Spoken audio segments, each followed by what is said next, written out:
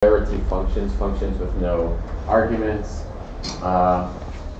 and the inner part of the tree will be operators. In general, you have a choice of, in some sense, there's always going to be a lot of potential function and terminal sets to choose. Like most of optimization machine learning, there's some benefit in choosing a smaller set, a simpler set, because you end up with something slightly simpler to optimize. But it's some trade-off. For instance, in the multiplexer problem, you have operands like if, and, or, I can't think of what other operands are right now. But you could replace all of them with a simple NAND gate, so you only had one NAND gate, because you can do all of Boolean logic with a NAND gate or a NOR gate. But it's actually generally harder to solve that problem with just a NAND gate or a NOR gate. Okay.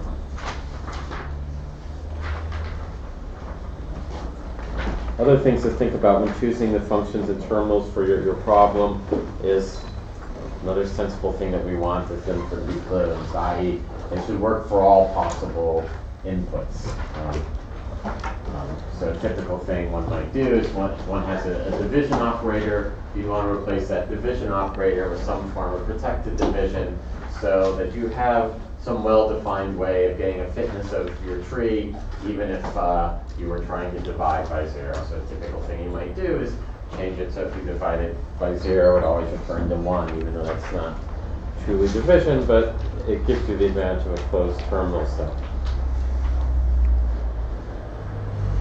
Okay. So I want to introduce to you the standard way of initializing your population of candidate solution trees.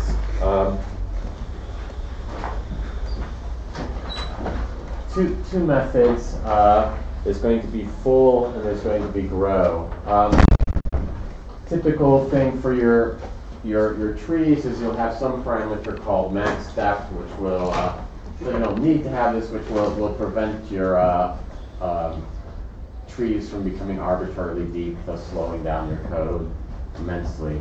So the full method, you build your interior nodes up to the maximum depth of your tree to be functions, and the remaining to be terminals. So you're building full trees.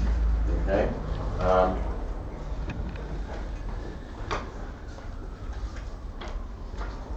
The grow method is not on here.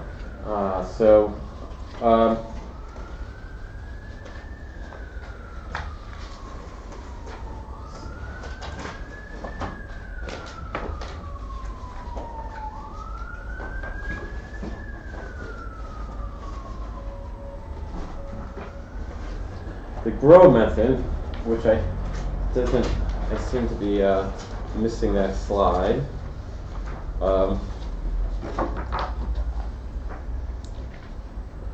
Grow method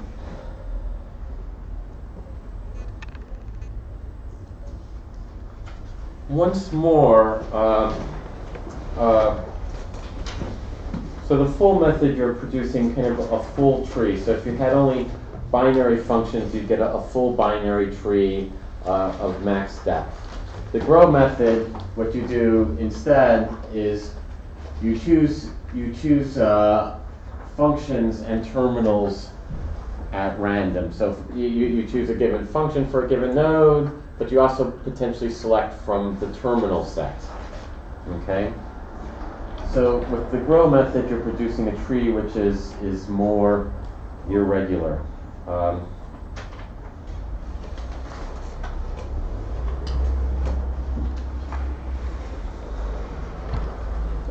So the method which Jose suggests, which is quite popular in practice, is called this ramped half and half method, which is to generate trees by both the full and the grow method. And so, for instance, if you have a population of size 50, we try to create a very diverse set of trees in our population. So for instance, if our max depth was 6, we create trees of depth 2, depth 3, depth 4, depth 5, and depth 6. And then we'll create 5 with full for each of those depths, and 5 with grow for each of those depths. So for instance, what does it mean to create a tree of depth 2? Well, at depth 2, you randomly, for the full method, you'll randomly simply select a function node for 2, because you definitely want something to be of depth 2, and then since you can't grow any deeper, you'll then select 2 terminals.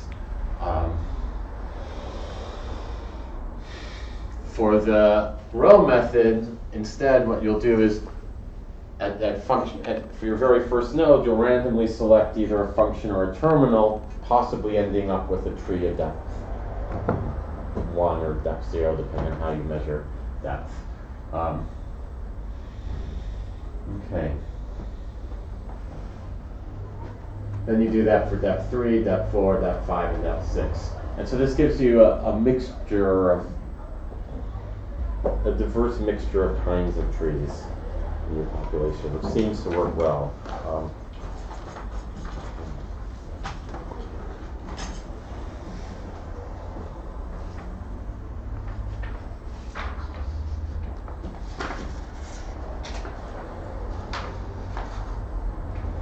Okay.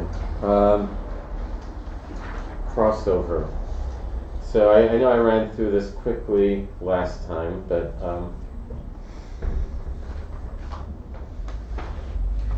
so recalling the basic idea of evolutionary computation, the idea is that we have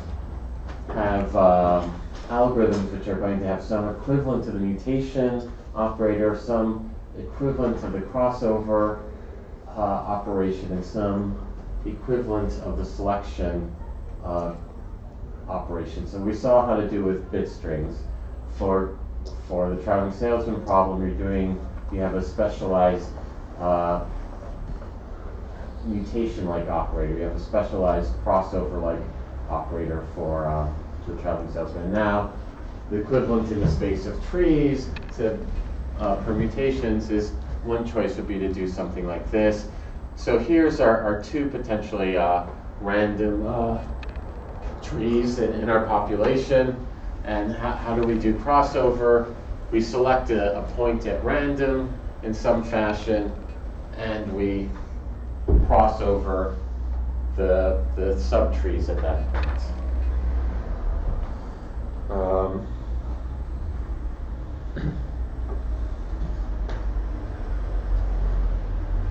Okay, so that's just what I said. So crossover, you select two parents per your selection function, randomly select a subtree in each parent, swap the subtrees. These may be of unequal size. It makes you want to not build trees larger than your maximum depth. There's more than one way you can possibly implement this. It lets you choose a way of you could, for instance, make sure to only. There's many ways you can implement this. You can imagine that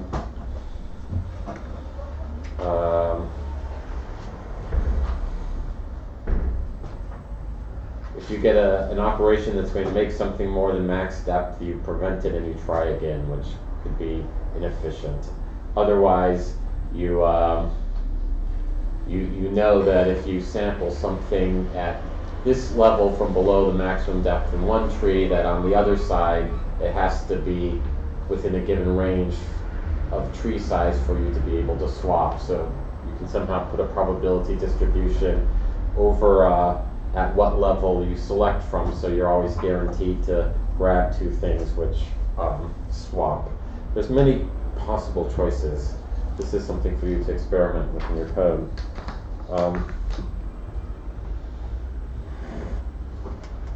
So I was potentially describing something more but like a minimum example. So, first, many ways of doing this. So one way, which has been recommended before, is perhaps you first decide by some random choice to choose an interior or a terminal node. Typically, you want to choose an interior node with high probability, a terminal node with low probability, because otherwise, if you're likely to choose terminal nodes, you're more likely to exceed max steps.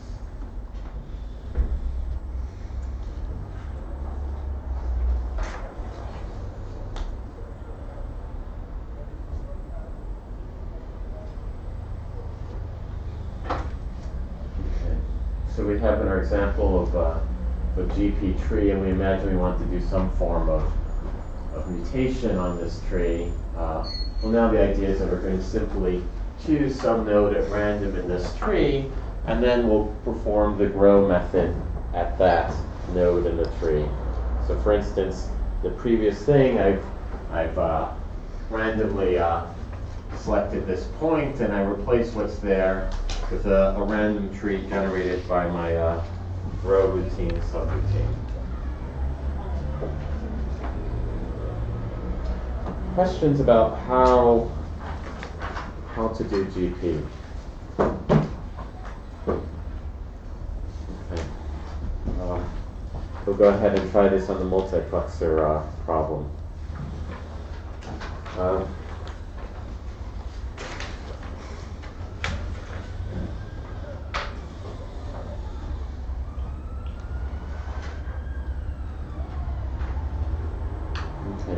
So we're going to discuss one research issue related to GP, which is kind of an interesting phenomenon, which is the idea of bloat.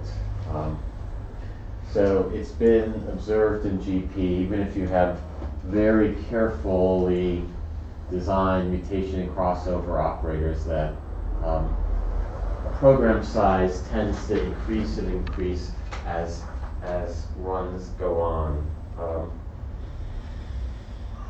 Which leads to problems often in terms of the efficiency of just evaluating the trees and storing the trees, and arguably it makes it harder for things to further evolve or change if your trees become, quote, too bloated. We'll make this argument in a little bit, okay? So people have drawn this analogy between introns in genetic programming and introns in biology, where introns in biology are called, refer to segments of your DNA which, to the best of our knowledge, don't code anything or play any role in generating proteins in the body. So this is, of course, a number that changes all the time. At one point, I think people estimated, I want to say 97% of the 750 megabytes of information that correspond to our DNA doesn't do anything. Now I think people are finding more ways in which the supposedly non-coding DNA helps regulate and control what's going on, but I don't know the details of that research, other than there's been some new results recently, but there's still much of our DNA sequence which at least doesn't appear to code for any proteins. Okay.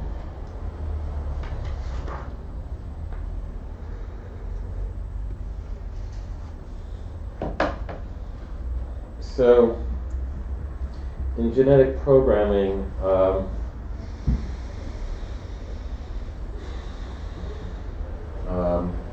it's been observed that introns, non-coding code, which I'll make precise in a moment, make up a lot of the tree in middle generations.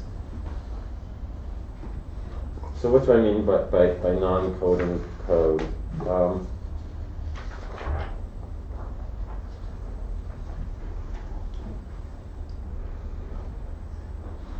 I mean pieces of code in our GP which don't do anything. For instance, not x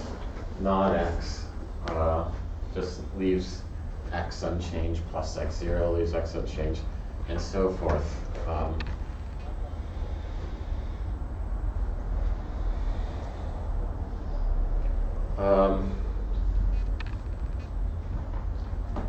Three of these,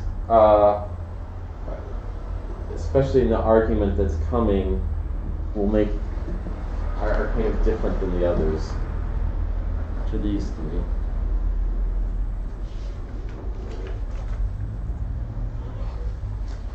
What makes this non-coding code different than the other non-coding code?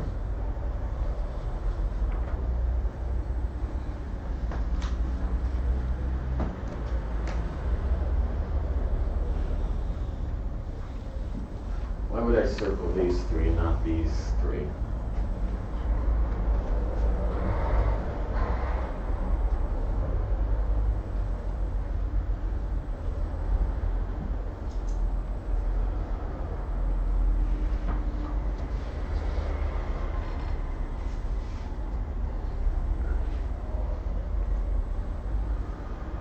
Yes. Because to do the simplification on the bottom, all you have to do is cut out the first symbols until the last one, which is then similar to what happens in the DNA, because the introns are not read, only the exons are.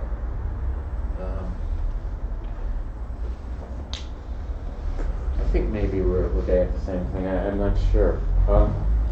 I think that the point that, which is perhaps related to your point, that I want to specifically make is these introns are not fragile, like these other introns are fragile.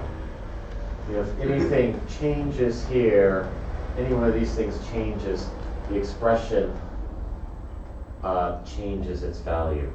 But the point in these here is there's a little bit of area, which could be a whole subtree, which no matter how this subtree changes, the expression evaluates to the exact same thing. So these kind of have dead space in them.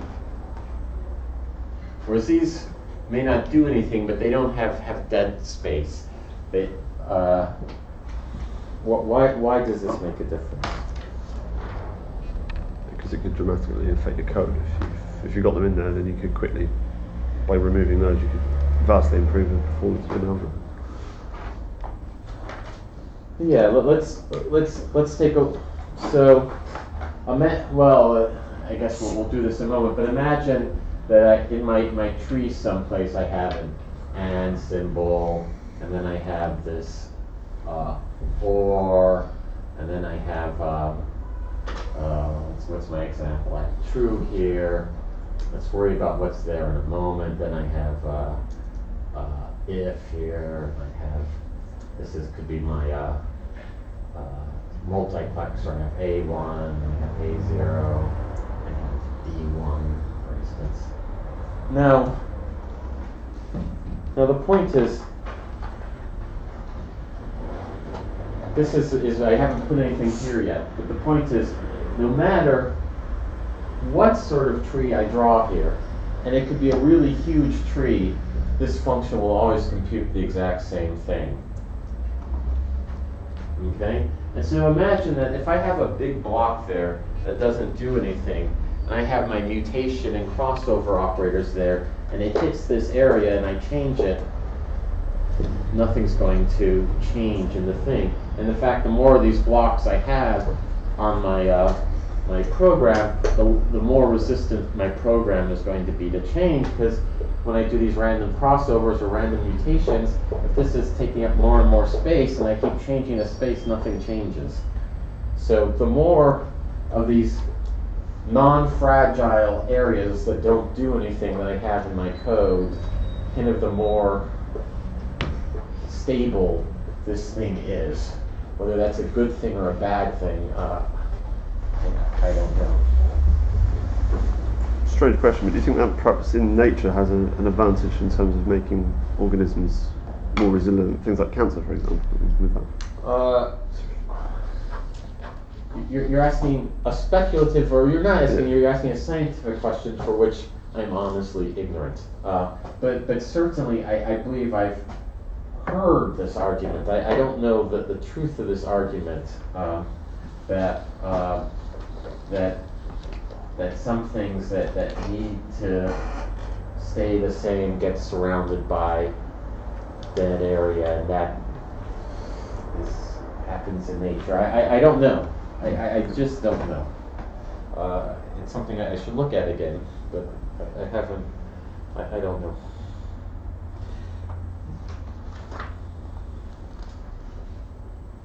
In fact, we're going to do the same thing now that we did with. We're going to make the same argument, type of argument that we made with evolving fitness networks. Okay, we're going to argue that bloat increases over time, and the argument is going to basically follow the same type of argument that we made for this diploid representation of sorting networks, which is kind of interesting because in the sorting network setup, we made this argument, or an argument that is very much like this in form, that we're going to evolve shorter representations. Now we're going to use the same form of argument to say that we're going to evolve longer representations. But there's no contradiction here. It's just okay.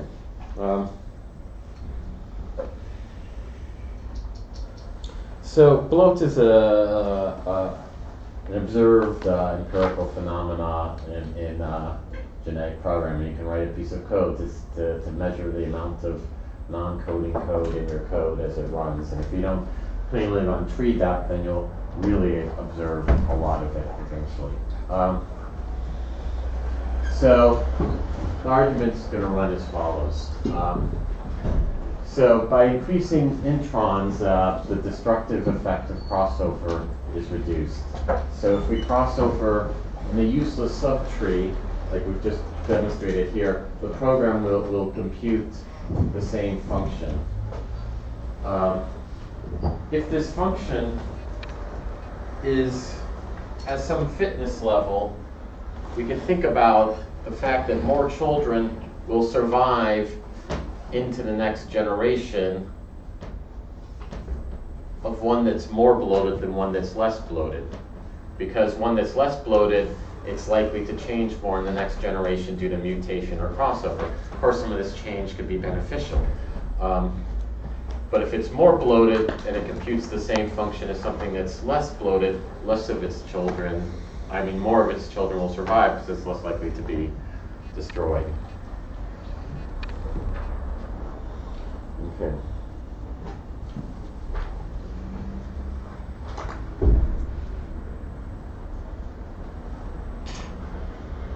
So we'll define effective fitness quantitatively.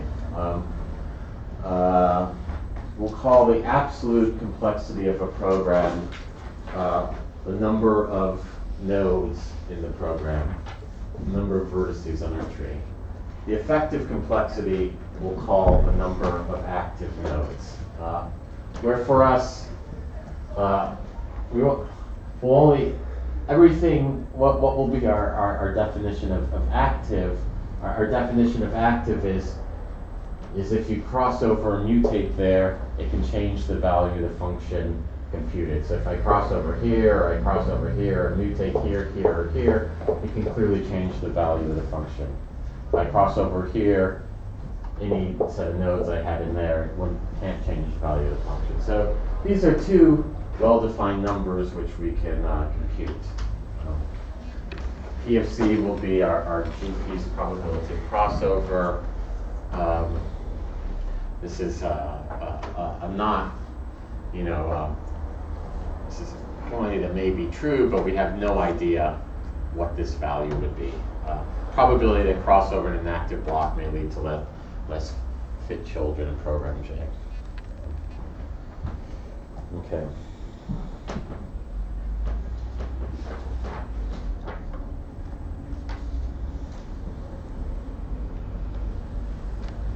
F of J will be the fitness of program J. F bar will be the average fitness. P of J will be the proportion of program J in this generation. P prime of J will be the fitness of this program in the next generation. So we're ignoring mutation.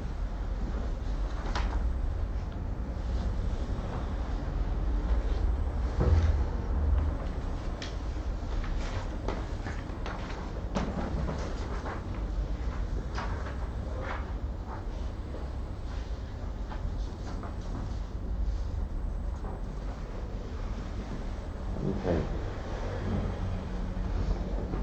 So observe that we can go ahead and write this following analog to the Schema Theorem. So the proportion of program J in the next generation is equal to the previous proportion of program J in the next generation. It's relative fitness. So if we ignore this part, this is what we get from selection only. This is what we've done many times with roll-up wheel selection. Now, this other part is accounting for the negative effects of crossover. So if crossover is 0, it clearly doesn't occur, so we don't have to worry about it. Okay? If the way we select a node at random, so here the assumption is the way we select a node at random for crossovers by just choosing a node uniformly at random in the tree. So if we choose in the effective area, we'll potentially destroy it. If we choose in this area, we won't. If we choose in a non-effective area, 1 minus P of D, we won't destroy it. Okay, so this is just the probability of falling into inactive cell. And this is the probability that D destroys it in the sense of creating something with less fitness. You can leave out this term if it doesn't mean that. Okay, so questions where this equation comes from, how we get this. Okay.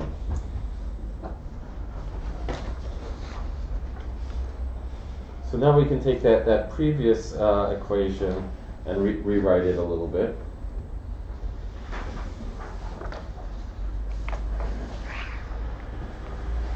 Okay. So now what we'll do is we'll move the Fi and Fj inside. So we have Fj here, and we have F bar on the bottom. And we bring out Pj on the outside.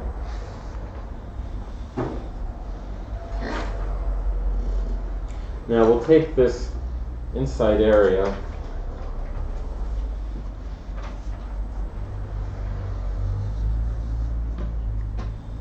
and we'll call that Fej.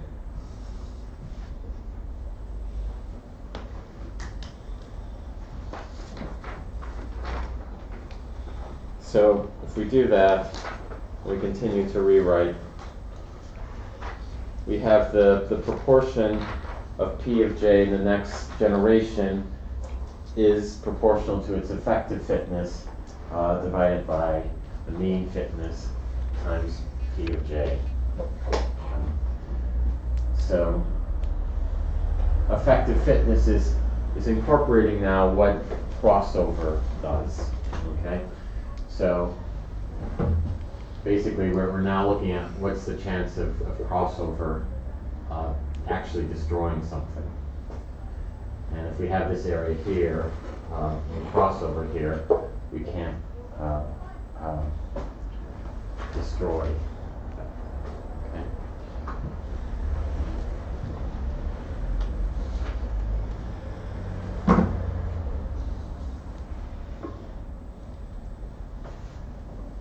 Okay, so recalling what effective fitness is.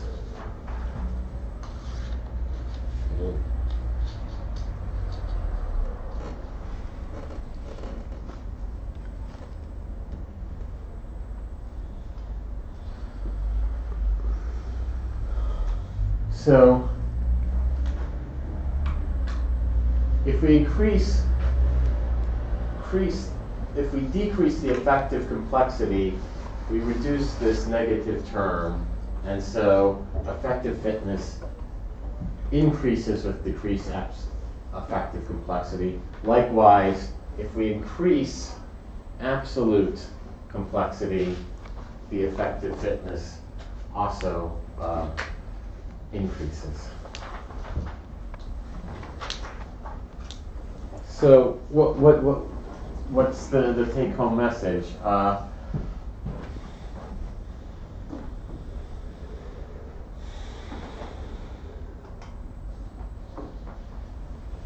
So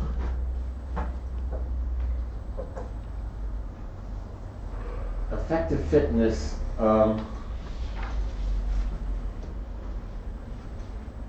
if your code is bloated, you're more effectively fit because your effective fitness increases. That piece is, your evolution might be slowing down, but the fitness of that thing surviving into the next generation is increased because it's less likely to be destroyed.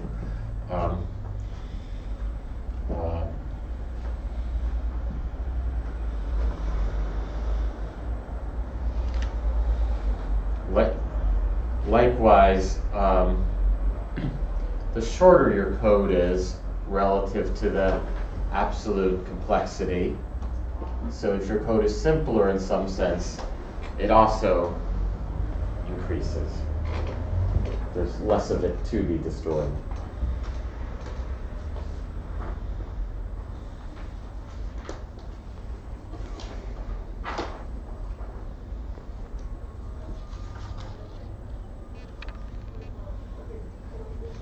So, like the conjecture that you had with respect to DNA, people certainly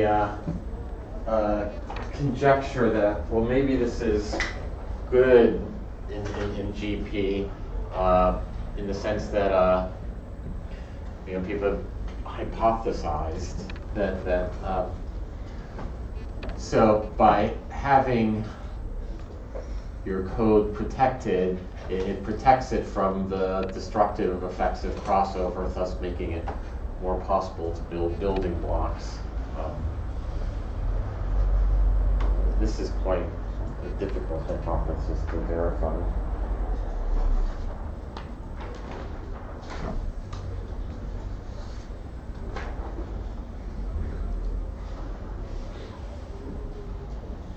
But I think, at least in terms of GP,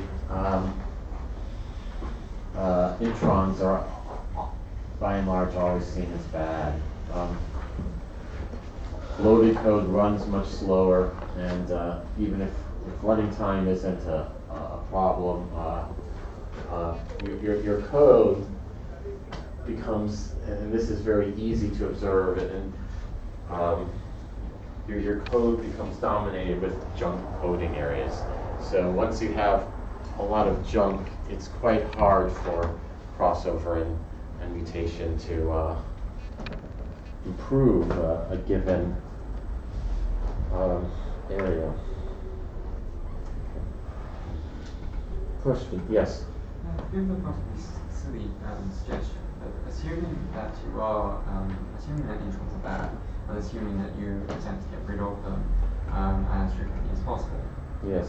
Could you not, obviously, if you take into consideration the good elements, the aspects, the reduction of the destructive element of crossover, could you not sort of kind of do it like garbage collection in a functional language, sort of wait for introns to build up over time, and then when it reaches a certain cutoff point where the bad outweighs the good, cleanse it, and then carry on like that? I'm pretty sure that there are systems like this. The problem is is, I've probably kind of given simple examples of introns. I think part of the problem is it's computationally expensive, and so then there's a trade-off on trying to find this and fix it in this fashion. I think the standard way that people do GP is to not let their trees get very deep, but sometimes you don't know how deep a tree you really need. For your multiplexer problems, it's very easy to figure out what you need and kind of tune your system to what you need, but that's not always going to be the case for every genetic programming problem. So it's computationally hard. People certainly do this. In practice, because of this type of problem, the common recommendation for genetic programming is to perhaps not run as many generations as you do with a GA, just because it's really hard to make it keeping doing something interesting for a number of generations. So things are more fixed by hacks. So this is just something that's observed as a phenomenon. I don't have a solution. Certainly, this isn't going to be the other explanation for bloated code. Depending on the way you do your crossover and mutation, and if you don't have a maximum depth, it's very easy to set those probabilities so you always start growing your code. So you have to, you might want to think about your operators, how you're crossovering, how you're mutating so you don't keep bloating, so that the natural, could be a side effect of your operators, not just the fact that you have useless non-coding regions. But that's a good point. Any other questions or observations? Okay.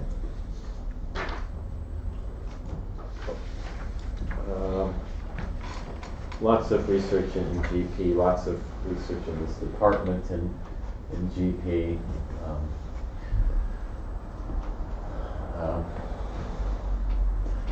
A lot of GP research is built around what are very natural function sets and operators to use, reducing bloat, other ways of having programs besides trees, some other models, which not going into details here, are programs that look more like regular code, some linear code, graph programs. The way we've set things up,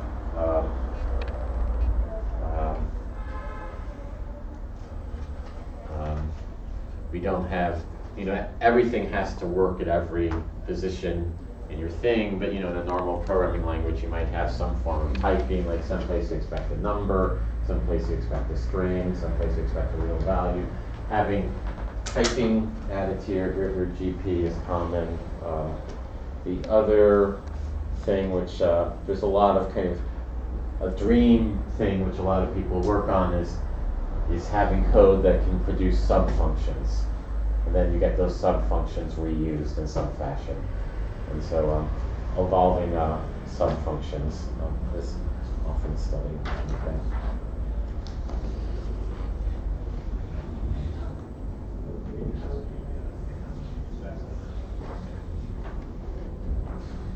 So just evolving sub-functions is what I meant by encapsulations. Can we learn some subtree and reuse it in some way without moving the whole tree? A lot of discussion whether crossover actually, with GA and with GA, it's easier to make crossover work in some sense. It's not so obvious that crossover helps in GP. So some people have genetic programming systems without crossover at all. Applications, there's sort of been a number of successful genetic programming applications. As I said, we're hopefully going to hear about genetic programming software engineering sometime in this term, but I don't know if we're going to be able to work out a date with Shin and Chris for Shin to come give his talk, but hopefully it'll be December 7th. But the CREST group uses a lot of genetic programming with software engineering, and hopefully Shin will come and talk about his research there. Okay. Questions? Okay. Maybe it's good to take a break, and then when we take a break, we'll go back to the learning and evolution of the ballroom effect.